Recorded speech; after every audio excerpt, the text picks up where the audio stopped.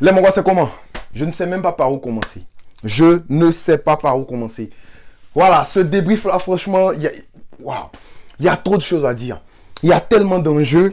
On va parler de la physionomie du match. On va parler de ce que ça va donner dans la carrière du deuxième meilleur joueur du monde actuellement, qui est Ronaldo. On va parler de ce que ça représente pour le Maroc, pour le peuple africain. Bon, je vais aussi le dire pour le peuple arabe, pour le peuple musulman et tout, parce que le Maroc, ils aiment bien parler de ça. Mais comme on l'a déjà dit, frérot, c'est un exploit. C'est épatant. Franchement, je ne m'attendais pas à ça. Je ne m'attendais pas à ça. Et ça, c'est pas pour dire que je sous-estime le Maroc ou quoi que ce soit. On connaît la qualité de l'équipe. Bref, on en parle dans cette vidéo. Let's go! Julius Prediction.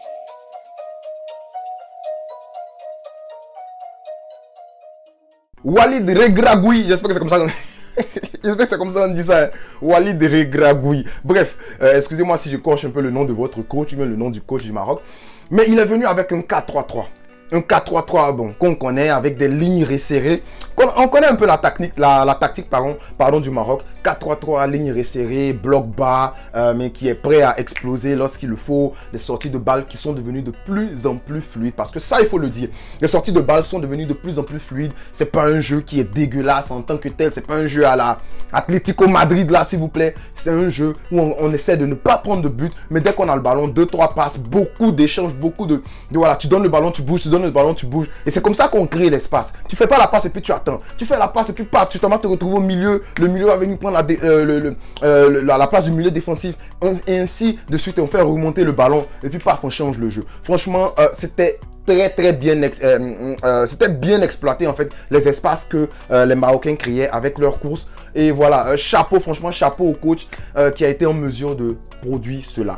Et on a vu cette équipe du Portugal là avec Fernando Santos qui a encore mis le deuxième joueur, le deuxième meilleur joueur du monde. Je sais plus s'il est le deuxième actuellement, mais il a mis sur le banc. Et franchement, bon, tu te disais, ah ben le petit Ramos c'est normal. Le petit Ramos, on l'a mis la dernière fois, il a marqué 3 buts.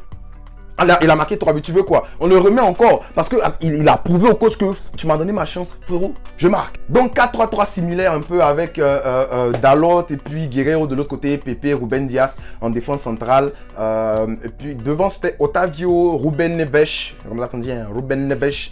Voilà, et puis Silva. Devant, il a préféré aligner Ramos, Félix à gauche et puis Bruno Fernandes à droite qui jouait le rôle de numéro 10. Bon, dans la physionomie du match, au début, tu comprends un peu ce qui va se passer. Le Maroc va jouer bas et puis le Maroc va partir en contre. Mais des contres très dangereux. Très dangereux, des sorties de balles très fluides. Et c'est là que je vais commencer par saluer déjà le match de Amrabat. Non mais quel joueur ce Amrabat là. En fait, au début du match, je me dis, mais Amrabat, il a fini de nous prendre un très grand match contre l'Espagne. Il ne va pas venir nous sortir un match aussi catastrophique avec des ratés, des contrôles ratés, des sorties de balles bizarres. Mais il a pris en puissance pendant que le match évolue. C'est-à-dire que plus il y a la pression, plus Amrabat, il devient bon. Et aujourd'hui, Amrabat, il était presque partout. Il était partout, il était assis devant la défense. Au moment où on a vu défense à 5, Amrabat était assis devant la défense et il l'aidait à sortir le ballon de façon fluide. Chapeau à Amrabat, franchement, parce que ce match-là, c'est un très gros match. Mais je n'ai pas envie de parler trop de chaque joueur parce que la force du Maroc aujourd'hui, c'était le collectif. Mais avant de commencer à parler du collectif, de ce que le Maroc a fait, qui a fait que le Maroc est comme ça aujourd'hui, on va aussi saluer la prestation de Bono. Parce que Bono, sans Bono aujourd'hui, le Maroc n'est pas là. Je me rappelle de cette tête-là. Comment ça s'appelle, de Félix, on envoie un centre, il tête, et puis boum, qui est là? C'est Bono qui enlève. Je me rappelle de cette frappe enroulée pied gauche où Ronaldo pose le ballon, ouais, parce que Ronaldo il est entré, mais il a été pocketé. On se dit la vérité, Ronaldo, que ce soit Ramos, que ce soit Ronaldo, les défenseurs marocains ils étaient en place. Donc l'enroulé de Ramos, moi je pensais que c'était au fond, franchement, non. Bono il était là pour sauver les meubles. Et franchement aujourd'hui Bono il fait une très grosse performance. Et on va saluer aussi le match de En-Nesyri. Non mais on parle d'un gars qui avait de la peine à marquer la saison dernière. En fait, il vient d'un moment où il était troublé. Ça n'allait pas. Je pensais qu'il y avait un problème même, ce gars-là. Il ratait des buts bizarres, il ne marquait pas les têtes. Mais aujourd'hui, le gars-là, il saute, dépasse le gardien et puis vient dévier. Non, mais la tête de bonhomme. Dis-moi, frérot, si c'est pas Didier Drogba qui était là. Non, mais ça m'a rappelé un peu des sauts de Didier Drogba, de toute façon. Et ça, ce qui m'énerve, Et là, il faut le dire, ce qui m'énerve, si c'était Ronaldo qui avait fait ça, mais si c'était, bon, disons Léo saute pas comme ça, mais si c'était une action de Léo, le monde allait s'enflammer. Mais des joueurs comme ça, les Ronaldo, les Messi sont en train de partir. Il faut qu'on commence à déjà... En fait, ils nous ont tellement habitués à ça que maintenant on trouve ça normal. Mais non, c'est pas normal. La manière dont Nesri saute et puis prend le ballon devant le gardien, dévie, franchement, ça mérite du respect. Donc, très gros match aussi de la part d'Nesri. Il était là qu'on a eu besoin de lui. Voilà. C'est pas le plus technique, c'est pas le plus beau à voir, mais il était là qu'on a eu besoin de lui. On peut parler de Unai aussi qui a fait un très grand match. On peut aussi parler de Chedira qui est rentré. Eh frérot, toi, si le Maroc était parti en prolongation, toi je pense que ta maison allait brûler. Frérot, il entre, il fout la merde. Mais fais la passe, tu fais quoi? Il fout la merde, je sais pas ce qu'il... C'était vilain à voir. Et il est parti pour un carton rouge. Donc, c'est-à-dire avec le carton rouge là, si les gars avaient égalisé, comment le Maroc allait faire en prolongation? Là, c'est à lui de nous dire. Mais, on va commencer à parler du collectif parce que le Maroc a un collectif. Le Maroc a une mentalité. Et aujourd'hui, ce que le Maroc a fait, pour moi, c'est le plus gros, c'est l'exploit le plus gros en fait. Le plus... I don't know how to say it, bro. C'est le plus gros truc qu'un pays africain a fait en Coupe du Monde. C'est un exploit. Se qualifier pour la demi-finale. On va parler de ce que ça occasionne plus tard. Mais avant de parler de ce que ça occasionne, ce que ça peut créer, ce que le Maroc vient de faire aujourd'hui là, je veux saluer la prestation du Maroc. Je veux saluer le peuple marocain. Je veux saluer la fédération même marocaine pour ce qui a été fait. Parce qu'il y a un gros boulot. Quand je dis la fédération, je voulais dire Cameroun, la fédération marocaine, je veux aussi parler de ce mec-là qui était là au stade aujourd'hui. Tu l'as peut-être vu, tu t'es demandé, mais qu'est-ce qu'il fout là? Je veux parler de Hervé Renard. Parce que si le Maroc est là aujourd'hui, c'est grâce à Hervé Renard. Il a posé sa pierre à l'édifice. Hervé Renard a qualifié le Maroc. Hervé Renard a créé une équipe solide autour des Benachia, autour des Saïs. Il a créé une mentalité. Et on connaît Hervé Renard, quand il vient dans une équipe, il laisse une âme. Dommage pour nous, il est parti, l'âme là est partie. On ne sait pas où l'âme est partie.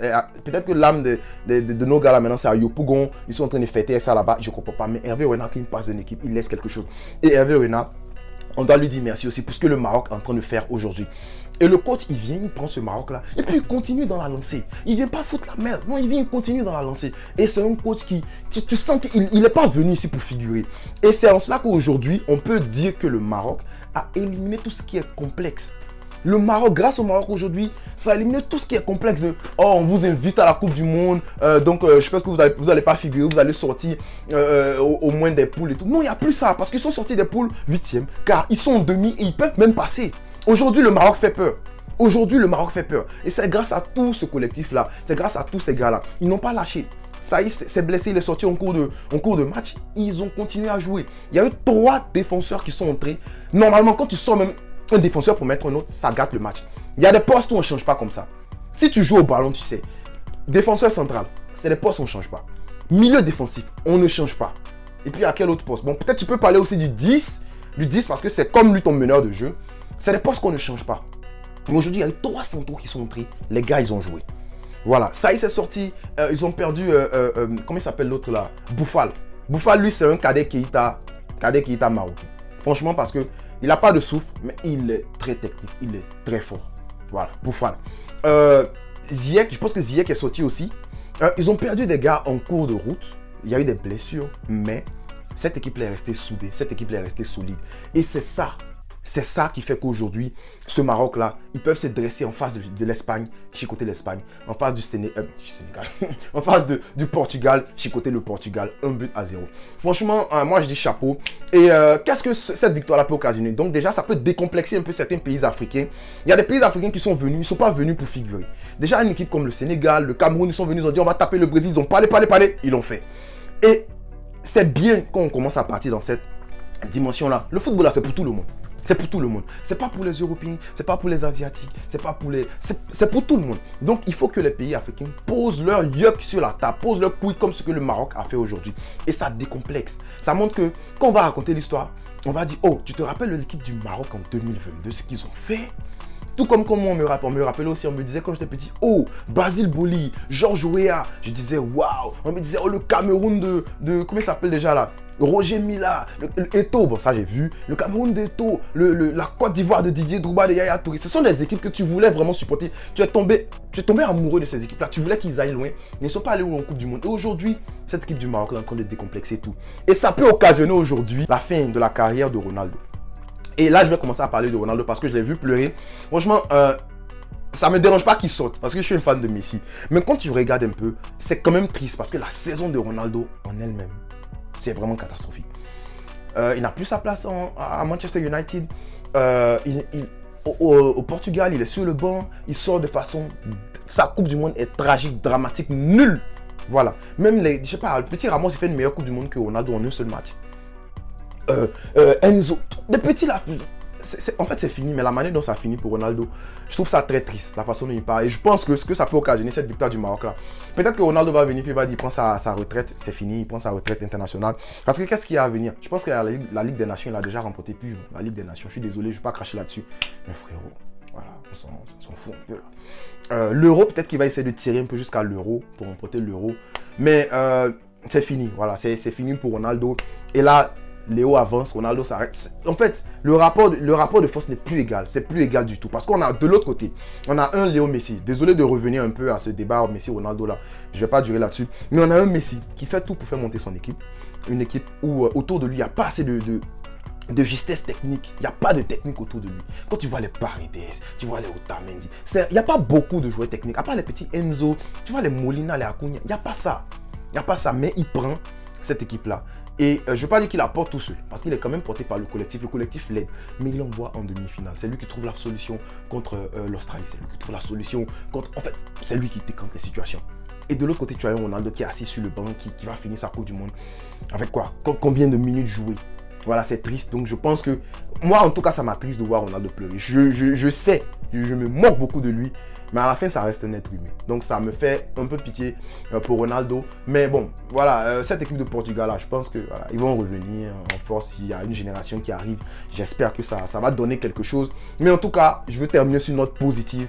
Félicitations au Maroc. Félicitations aux Marocains. Parce que franchement, waouh, waouh. Je ne peux que dire ça, quoi. Waouh. Donc, merci pour la prestation du Maroc. On va dire aussi merci à Ronaldo pour la grande carrière qu'il nous a donnée. Une très très grande carrière, les buts qu'il a marqués et tout et tout. Pour moi, je pense, je peux me tromper, mais je pense que ça se termine là pour lui en termes de international, carrière internationale. Je sais pas, Andy va aller en Arabie Saoudite et tout. Pour moi, c'est fini en fait, c'est fini. Et pour Léo, il lui reste peut-être 1 ou 2 matchs, on ne sait pas. Mais pour Ronaldo, je pense que c'est fini. Donc merci à lui pour la carrière qu'il nous a sortie. Voilà, il a fait partie des meilleurs. Pour moi, c'est le deuxième meilleur joueur que j'ai vu jouer après Léo Messi. Voilà, et cette équipe du Maroc est à féliciter. Donc, frères marocains, je sais pas, posez vos drapeaux du Maroc en commentaire. Enjaillez-vous, parce qu'à c'est qu'à Montréal, c'est gâté. C'est gâté. Le logo avait sorti la police là-bas pour essayer de vous calmer. Non, mais enjaillez-vous. Franchement, c'est un moment à ne pas oublier. Donc, mettez-vous à l'aise, mettez-vous bien, et puis voilà. En tout cas, peace.